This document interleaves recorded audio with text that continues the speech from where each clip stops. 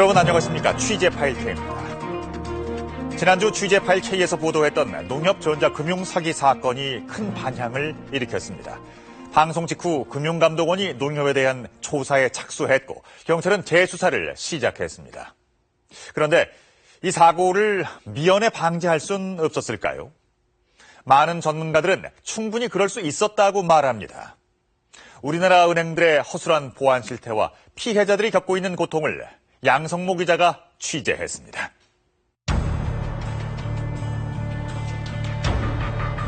통장에 1억 1천 얼마가 있어야 되는데 잔고 하나도 없고 마이너스 498만 원이 돼 있는 거예요.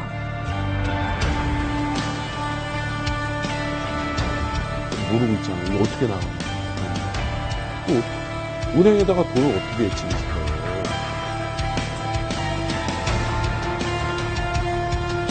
세계적으로는 FDS 시스템이 굉장히 발달되어 있는데 우리는 그런 쪽이 전혀 안 됐습니다.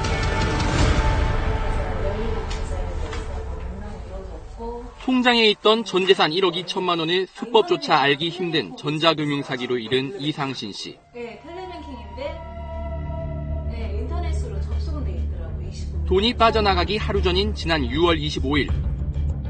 이 씨 계좌 접속 기록엔 밤 9시 30분부터 중국 IP 접속 흔적이 남아 있습니다. 사기범들은 먼저 이 씨가 인터넷 뱅킹에 가입했는지를 알아본 것으로 파악됩니다. 가입 시도를 하던 거는 같은데.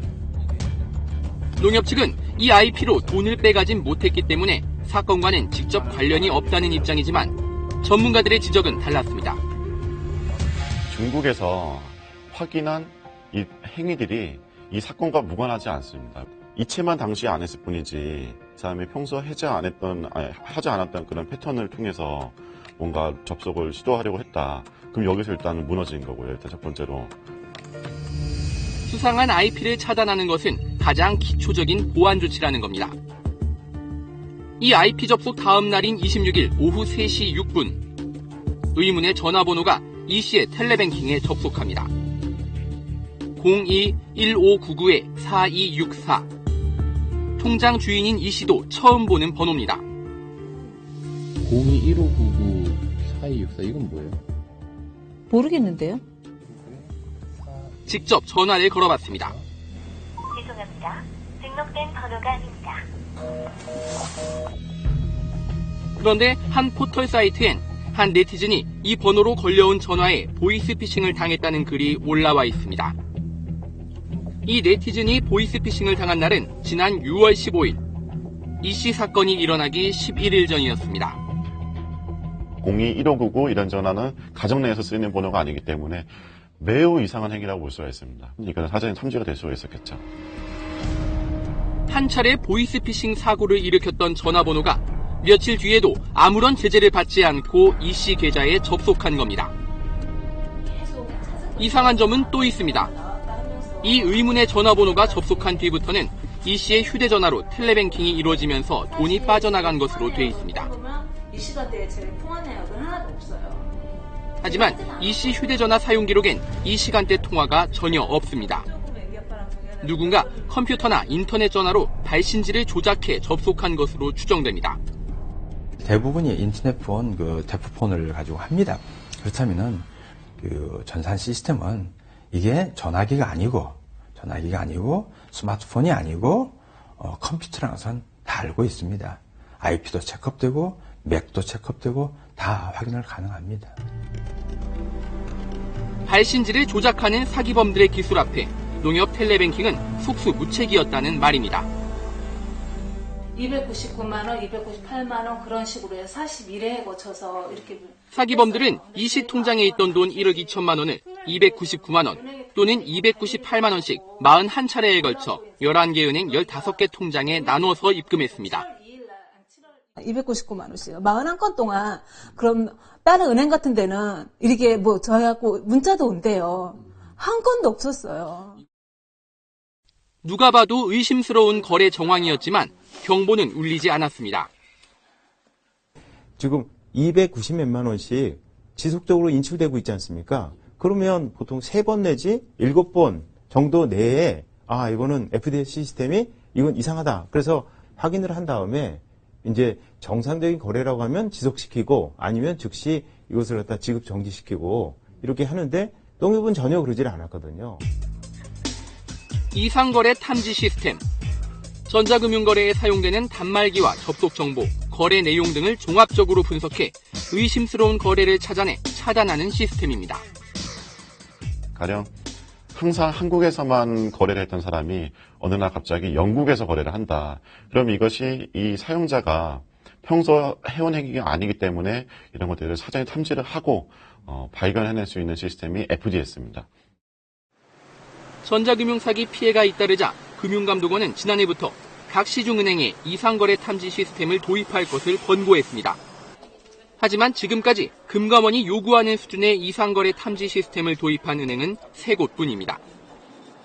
권고사항이지 의무사항 아니다. 이런 식으로 발뺌하고 있는데 그 말이 안 되죠. 전자금융의 안정성을 위해서 가장 필요한 게 이 FDS라고 하는 건 벌써 외국에서 10여 년 전에 벌써 다 입증이 되고 있는데 돈이 빠져나간 지 5개월이 지난 지금 사고가 난 이 씨의 마이너스 통장에서는 이제는 매달 꼬박꼬박 이자까지 빠져나가고 있습니다. 저는 지급정지돼서 이자가 안 빠져나가는 줄 알았어요. 근데 잔액 있는 거 마저 다 이자를 빼갔어요. 그러니까 자기네들이 받을 이자는 만 몇천 원, 몇만 원도 이렇게 죽어라 받아가고. 이렇게 허술한 보안 시스템이 이번 사고의 피해를 더 키웠다는 지적이 나오고 있지만 피해 보상에 대해 농협은 경찰 조사 결과를 지켜보겠다는 입장입니다. 금융기관들은 왜 이렇게 보상에 소극적일까? 휴대전화 매장을 운영하는 41살 이영선 씨. 지난 2012년 5월 이 씨 역시 보이스피싱이나 파밍에 당하지 않았는데도 시중 저축은행 통장에 있던 돈 2,400만 원이 갑자기 빠져나갔습니다. 여기 있는 돈을 대포 통장에 있는 돈으로 이체를 시킨 거예요. 9번에 걸쳐가지고 2시간 동안 290몇만 원, 350만 원, 70만 원 이런 식으로. 그런데 이 씨의 돈이 빠져나간 계좌는 입출금 통장이 아닌 1년짜리 정기 예금이었습니다. 예금 통장을 만든 날짜는 2012년 5월 2일. 돈이 빠져나간 날짜는 불과 열흘 남짓 지난 5월 15일이었습니다. 계좌에 접속한 IP는 중국 IP로 확인됐습니다. 이게 중국에서 접속된 IP라고 그러더라고요. 그래가지고 386번이 집중적으로 그날 빼갈 때 이렇게 접속이 된 거래요. 저축은행 측은 내부 전산망에서 정보가 유출되지 않았다며 피해 보상을 거부했습니다. 하지만 이 씨는 보안카드를 휴대전화나 컴퓨터에 보관한 적이 없고 누군가에게 보여준 적도 없다고 말합니다. 그 보안카드는 갖고 다니는 게 아니고 말씀드렸잖아요. 그 집에다가 모셔두는 거라고. 예금 통장이니까. 결국 소송으로까지 이어졌지만 이 씨는 패소했습니다. 재판 과정에서도 보안카드 유출 경위는 핵심 쟁점이었습니다. 지난해 9월 선고된 판결문입니다. 보안카드 정보 등을 누군가에게 유출한 이 씨의 중과실 때문에 사고가 일어났다는 저축은행 측 주장이 받아들여집니다.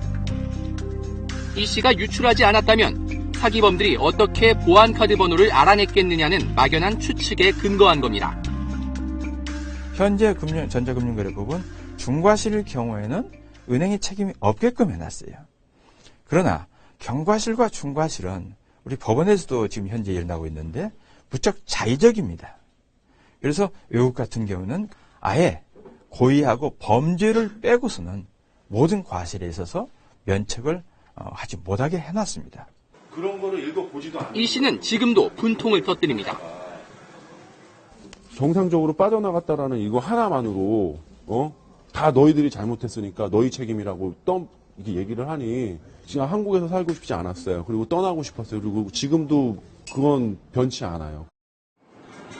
고객에게 과실 책임을 떠넘기는 은행들의 행태는 지금도 크게 변한 게 없습니다. 커피숍을 운영하는 이모 씨. 지난달 14일 갑자기 통장에 있던 돈 1,000만 원이 빠져나갔습니다. 저녁 8시 44분에 그러니까 1,000만 원을 5개의 다른 구자로 입금이 됐거든요. 다른 피해자들과는 달리 이 씨는 OTP, 즉 일회용 비밀번호 생성기를 사용하고 있었습니다. 그래도 뭐 보안이 좋다고 하는 걸 하려고 하는 거죠. 뭐 다들 저랑 비슷하시겠죠, OTP 하시는 분들 생각이. 이 씨 역시 보이스피싱이나 파밍을 당한 적은 없습니다. 현존하는 가장 강력한 보안 장치로 알려진 OTP. 사기범들은 이 씨의 OTP 비밀번호를 어떻게 가로챈 걸까? 사고가 난 은행을 찾았지만 조사 중이라는 대답만 돌아왔습니다. OTP까지를 사용하시는데 번호를 다운받았다라고 하면은 이건 정말 문제가 된다고 수 있으니까 그래서 이제 어떤 유형의 것이 지금 조사 중이 이 씨 계좌로 접속한 IP는 영국으로 나타났습니다. 역시 이상거래 탐지 시스템이 작동됐더라면 막을 수 있었던 피해였습니다. 이거 같은 경우에는 뭐 FDS에서 당연히 잡아줬어야겠네요. 왜냐면은 거래 IP가 딱 찍혔는데 이게 영국이라고 나오니까 이 사람이 영국에 자주 가는 사람이 아니라면은. 그런데 이 씨는 사고를 조사하는 보험사로부터 황당한 말을 들었습니다. 이 씨가 자신의 실수를 인정해야 보상을 해줄 수 있다는 겁니다. 물어봤어요. 왜 자꾸 나한테 실수한 걸 물어보느냐? 그랬더니 실수한 게 있어야 뭔가 보상을 해드릴 수가 있을 것 같은데 실수한 게 없으면 더 힘들어진다. 사고 원인을 고객에게 떠넘기는 이런 행위는 은행에 대한 신뢰 훼손으로 이어집니다. 사고 나면은 날 때마다 은행은 자기 책임이 아니다. 중대한 과실인지 아닌지 억울하면 소송을 해라. 이게 가장 큰 문제점입니다. 그다음에 매 사건마다 소송을 하려면은 돈을 받아갈 사람 거의 없습니다. 인터넷 뱅킹 가입자 1억 명 시대. 전문가들은 금융 소비자 중심의 제도가 필요하다고 강조합니다. 각 금융기관들의 보안 등급을 평가해서 이거를 공시하는 겁니다. 고객들이 금융기관을 선택하는 데 있어서 어떤 이름이라든지 이자, 이율 이런 것만 볼 게 아니라 보안 등급도 마찬가지로 보고 선택할 수 있는 선택권을 주고 높은 수준의 이상거래 탐지 시스템 도입과 동시에 다양한 거래 안전장치도 마련해야 합니다.